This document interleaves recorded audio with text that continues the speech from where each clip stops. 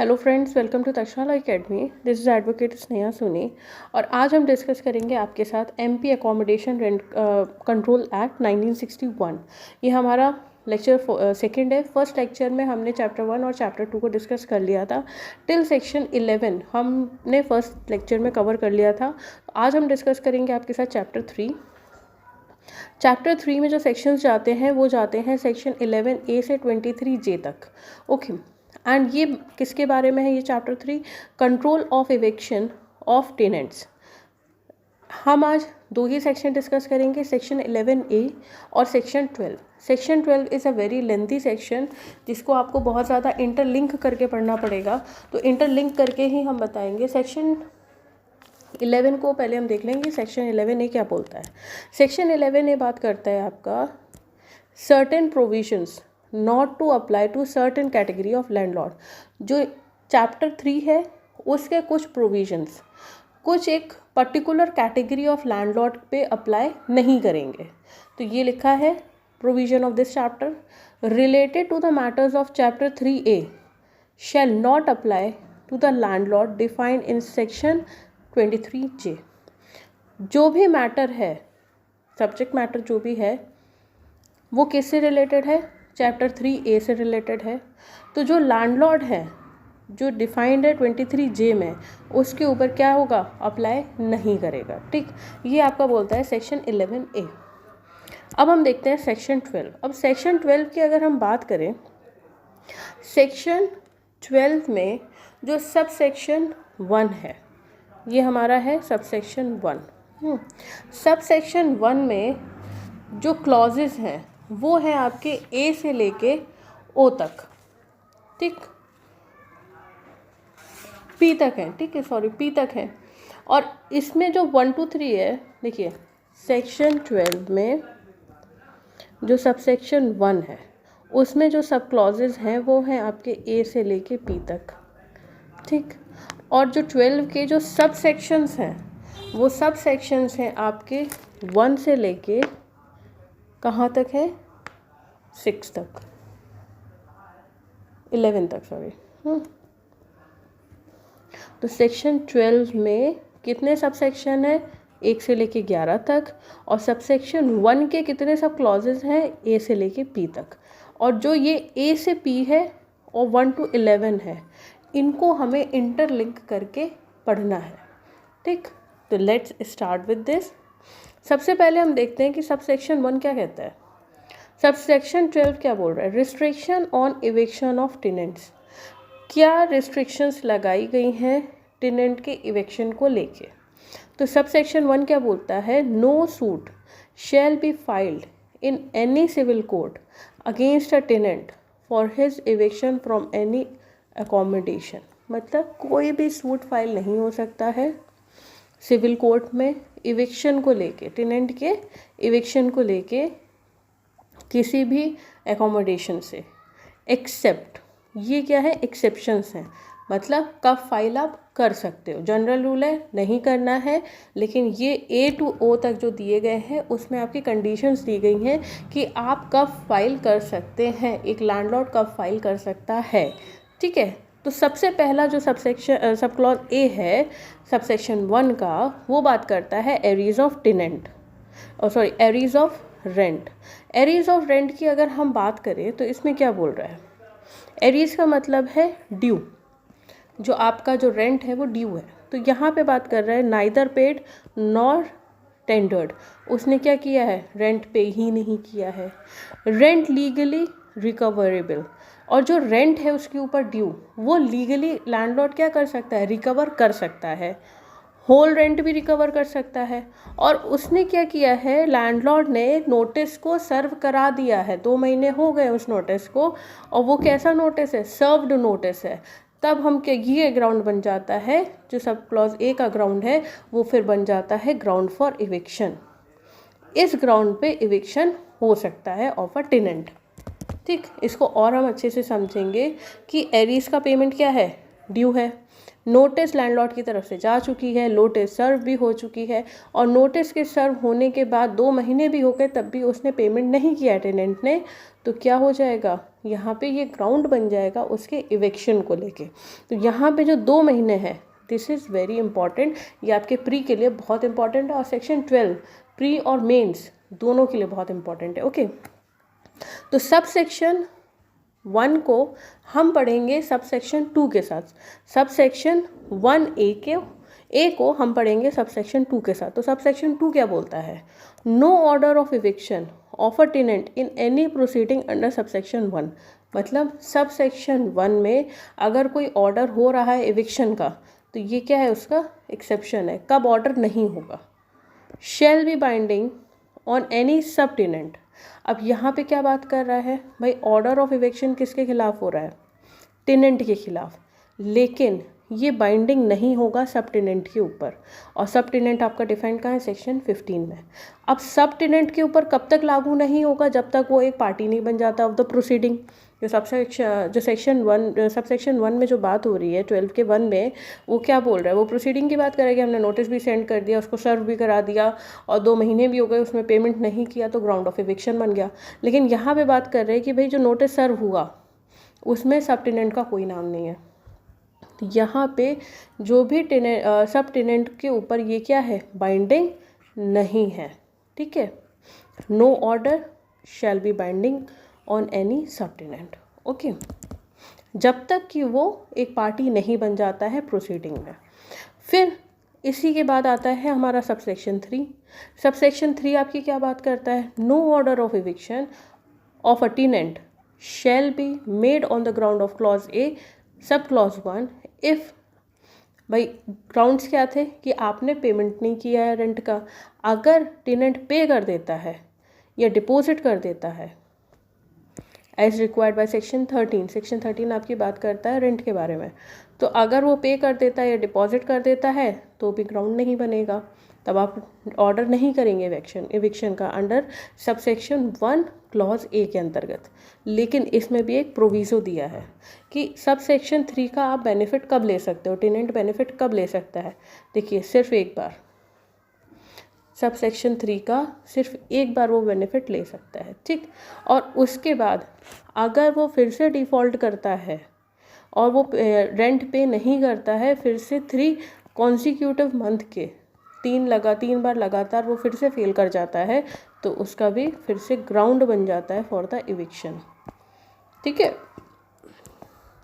Next आता है हमारा सबसेक्शन 4।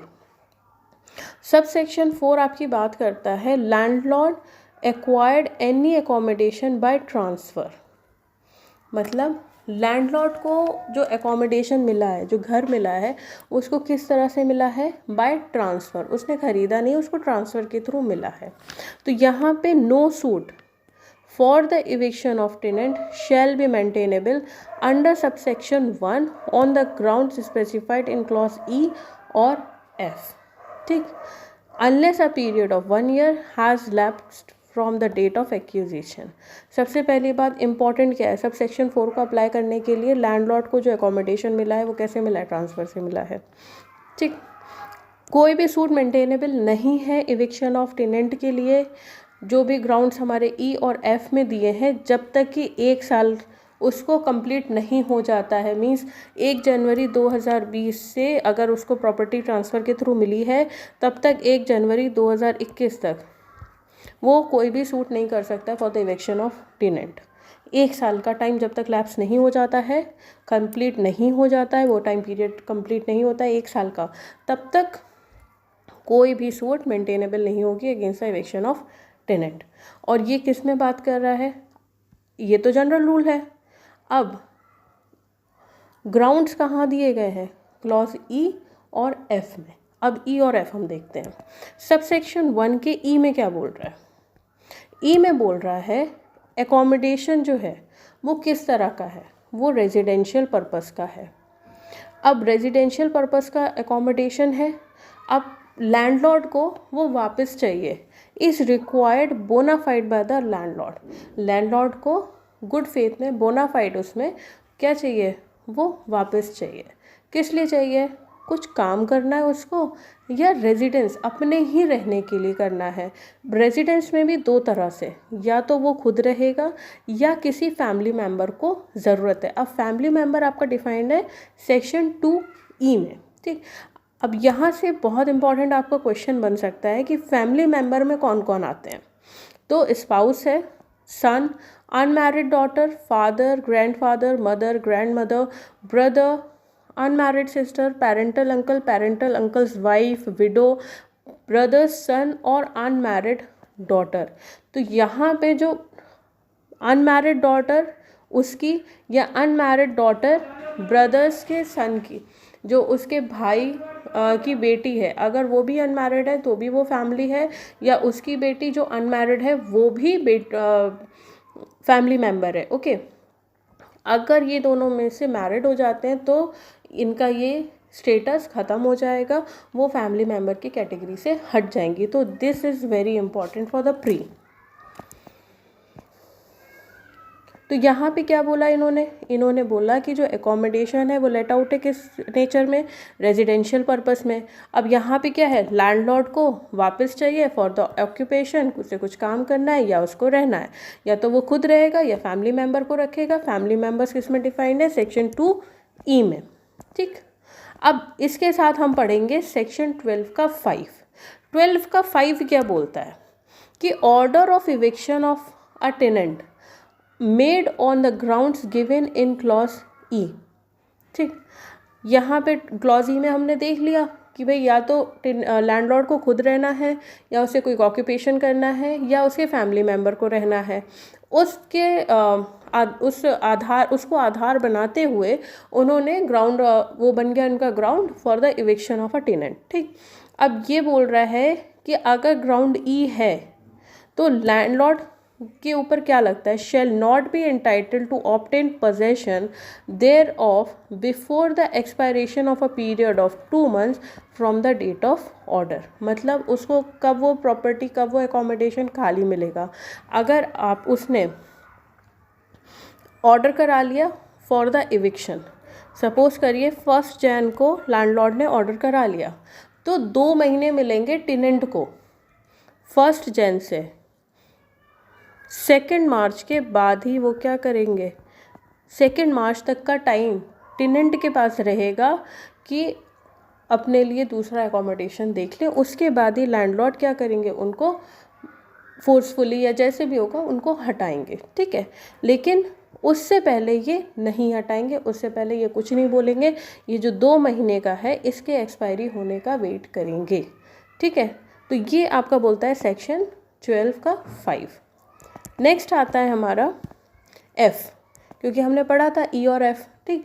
तो F क्या बोलता है कि जो एकोमोडेशन है वो कैसा है, नॉन रेजिडेंशियल पर्पस। E में बात की गई थी रेजिडेंशियल पर्पस की, F में बात कर रहे हैं नॉन रेजिडेंशियल पर्पस की। अब लैंडलॉर्ड को ज़रूरत है, बोनाफाइड इंटेंशन है कि भाई आप हमको दे दो। अब यहाँ पे लैंडलॉर्ड के साथ साथ और कौन अपना इंटेंशन शो कर सकता है, उसका मेजर बेटा, ठीक, या उसकी अनमैरिड डॉटर। ये 3 कैटेगरी के लोग हैं जो बोनाफाइडली बोल सकते हैं कि नहीं आप खाली कर दो, टेनेंट को इवेक्शन के लिए ग्राउंड दे सकते हैं।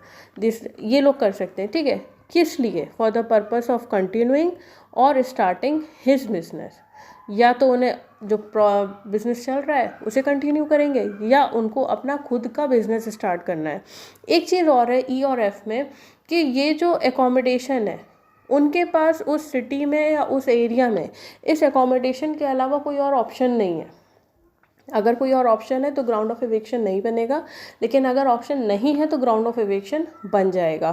तो F क्या बोल रहा है, एकोमोडेशन किस तरह की है, नॉन रेजिडेंशियल पर्पस है, बोनाफाइड इंटेंशन है किसका, लैंडलॉर्ड का, उसके मेजर बेटे का, या अनमैरिड डॉटर का। किस चीज़ के लिए कि भाई पर्पस है उनको जो बिजनेस चल रहा है उसी को कंटिन्यू करना है, या उनको अपना खुद नया बिजनेस शुरू करना है, ठीक। इसके साथ हम पढ़ते हैं, F के साथ हम पढ़ते हैं सबसेक्शन 6। तो सबसेक्शन 6 क्या बोलता है कि ये हमारा क्या बन गया, ऑर्डर ऑफ इविक्शन। भाई हमको ज़रूरत है, लैंडलॉर्ड को ज़रूरत है। तो यहाँ पे बोल रहा है कि जो ऑर्डर ऑफ इविक्शन हुआ है इन सब सेक्शन 1 का F, वहाँ पे भी क्या है, वो वेट करेंगे लैंडलॉर्ड 2 महीने का टाइम पीरियड एक्सपायर होने के लिए, प्लस लिस्ट ऑफ सिटीज़ दी गई है जहाँ पे लैंडलॉर्ड पे करेंगे compensation to the tenant. Okay, फिर आता है हमारा सेक्शन 12 सब सेक्शन 1 का क्लॉज बी, जो बात करता है सब लेटिंग के बारे में। सब लेटिंग का मतलब ये होता है कि जैसे टेनेंट है, लैंडलॉर्ड है, मकान मालिक है, उसने किराएदार को अपना घर दिया रहने के लिए। अब उस किराएदार ने क्या किया, एक और किराएदार रख लिया अपने नीचे, ठीक है, अपने अंडर में उसने एक और किराएदार रख लिया। अब अगर सब लेटिंग करनी है तो वहाँ पे जो किराएदार है उसको अपने लैंडलॉर्ड से परमिशन लेनी होती है। उस टेनेंट को सब टेनेंट रखने के लिए लैंडलॉर्ड से परमिशन लेनी होती है कि क्या हम सब टेनेंट रख लें। तो अगर वो मना कर देते हैं तो ये एक्ट कैसा हो जाएगा, अगर वो तब भी रख रहा है सब टेनेंट, अनलॉफुल हो जाएगा। ठीक, तो यहाँ पे क्या है, टेनेंट क्या कर रहा है, अनलॉफुली सबलेट कर रहा है, किराए पे उठा रहा है या असाइन कर रहा है या पार्टेड विद द पोजेशन, या कुछ उसको हिस्सा दे रहा है प्रॉपर्टी यूज़ करने के लिए, या अपना पोजेशन में से उसे कुछ यूज़ करने के लिए दे रहा है, तो ये क्या बन जाएगा, ग्राउंड ऑफ इविक्शन बन जाएगा। ठीक, नेक्स्ट आता है हमारा सेक्शन 12 क्लॉज सेक्शन 12 सब सेक्शन 1 क्लॉज सी, जो बात करता है न्यूसेंस की। इसमें क्या हो रहा है, टेनेंट है, वो क्या कर रहा है, कंटिन्यूसली कोई ना कोई न्यूसेंस क्रिएट कर रहा है, शोर मचा रहा है, इधर उधर जाके कुछ कोई भी किसी भी तरह का न्यूसेंस वो क्रिएट कर रहा है, या कोई ऐसा एक्ट कर रहा है जो इनकंसिस्टेंट है विद द पर्पस। मतलब हमने आपको रेजिडेंशियल दिया था, आप उसमें कमर्शियल यूज़ करने लगे, तो आपने क्या किया, जो पर्पस था आपके एकोमोडेशन यूज़ करने का, आपने उस पर्पस से के साथ इनकंसिस्टेंट हो गए। सेकेंडली, जो उसका एक्ट है वो क्या है, likely to affect adversely and substantially the interest of the landlord. तो अगर जो आपको जिस इंटेंशन से या जिस बोनाफाइड पर्पस से आपको दिया गया है, अगर आप उसके साथ इनकंसिस्टेंट है, तो वो कहीं ना कहीं एडवर्सली या सब्सटेंशियली इंटरेस्ट जो होगा लैंडलॉर्ड का उसको इफ़ेक्ट करेगा, तो ये भी क्या बन जाएगा, ग्राउंड ऑफ इविक्शन बन जाएगा। नेक्स्ट है हमारा सेक्शन 12 सब सेक्शन 1 का डी, जहाँ पे बात कर रहे हैं कि accommodation has not been used without reasonable cause for which it was let for continuous period of 6 months। मतलब भाई हमने आपको घर दिया, घर देने के बाद आपने उसे कंटिन्यूसली 6 months तक कोई यूज़ ही नहीं किया, आप ना वहाँ पे रहने आए, ना आपने विज़िट किया, आप कुछ नहीं कर रहे हो, और विदाउट एनी रीज़न, कोई रीजनेबल कॉज भी नहीं शो कर रहे हो कि आप वहाँ पे क्यों नहीं रह रहे हो, तो ये क्या हो जाएगा, ग्राउंड ऑफ इविक्शन बन जाएगा। If there is any reasonable cause it's okay, लेकिन अगर आपके पास रीजनेबल कॉज नहीं है तो it will be a ground of eviction. और यहाँ पे जो 6 महीने हैं, this is very important for pre exam.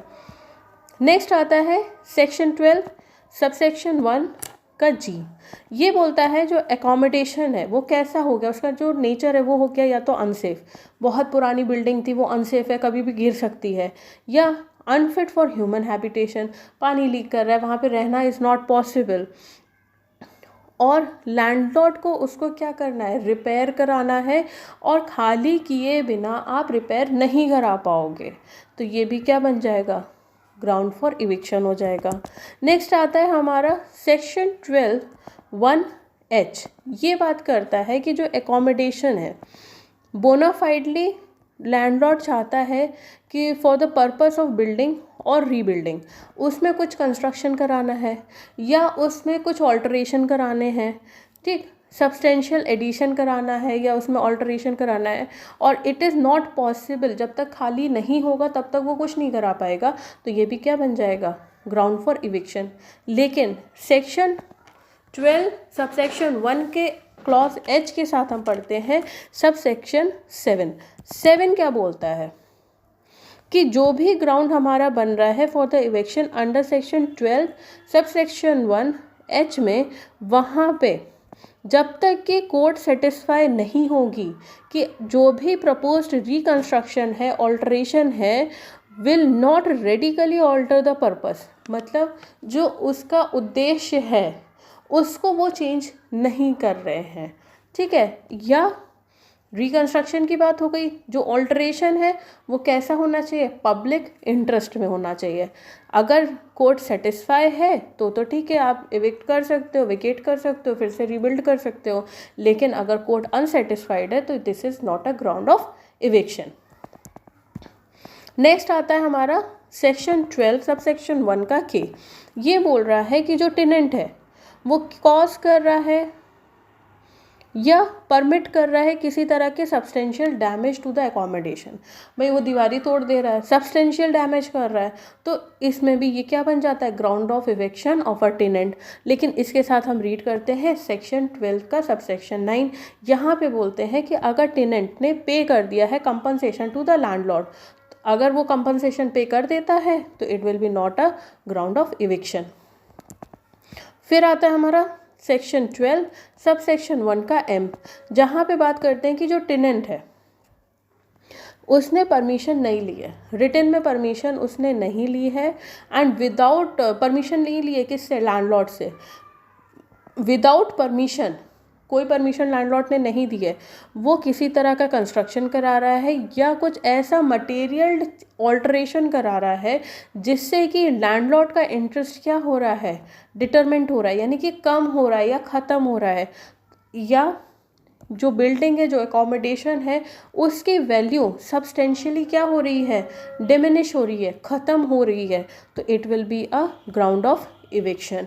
और इसके साथ हम पढ़ते हैं सेक्शन 12 का सबसेक्शन 10, जहाँ पे बात करते हैं कि अगर टेनेंट उस अकोमोडेशन को ओरिजिनल कंडीशन में रिस्टोर करा दे या लैंडलॉर्ड को कंपनसेशन पे कर दे तो it will be a no order for eviction. जो इविक्शन का ऑर्डर है वो रुक जाएगा या वहाँ पे इविक्शन का ऑर्डर नहीं होगा।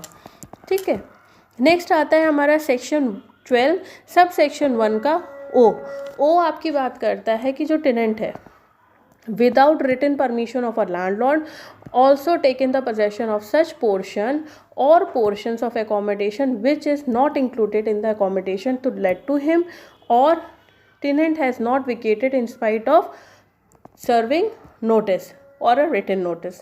अब ये क्या बोल रहा है कि भाई टेनेंट है, उसको हमने बोला था कि हमारे सिर्फ ये 2 कमरे आप यूज़ करोगे, उसने तीसरा कमरा भी यूज़ कर लिया। भाई वो पोर्शन हमने आपको नहीं दिया था लेकिन आप वो भी यूज़ कर रहे हो without any written permission of the landlord. या आप 2-3 कमरे पोर्शंस की बात कर दी जो कि आपके एकोमोडेशन में इंक्लूडेड नहीं थे, आप उसको यूज़ कर रहे हो, ऑक्यूपाई कर रहे हो, और क्या कर दिया, अभी टेनेंट को हमने नोटिस भी दे दिया कि नहीं आपको वो यूज़ नहीं करना है, लेकिन आप तब भी नहीं मान रहे हो, तो it will be a ground of eviction. और इसके साथ हम पढ़ते हैं सेक्शन 12 का सब सेक्शन 11। तो यहाँ पे बोल रहा है कि जो टेनेंट है वो ये ऑर्डर ऑफ इविक्शन कब ख़त्म हो जाएगा या कब नो ऑर्डर ऑफ इविक्शन हो जाएगा, अगर वो वेकेट कर देता है उन पोर्शंस को या पोर्शंस को जो उसको नहीं दिए गए हैं, या वो क्या प्लस या नहीं है या नहीं है, इट इज़ एंड ओके, उसको ये तो करना ही करना है, साथ में वो पे कर रहा है लैंडलॉर्ड को जो भी कंपनसेशन बनता है वो, तो it will be a no order of eviction. तो that's all for the MP Accommodation Act till section 12, and section 12 is very important, and all the best for your MP judiciary. Thank you so much.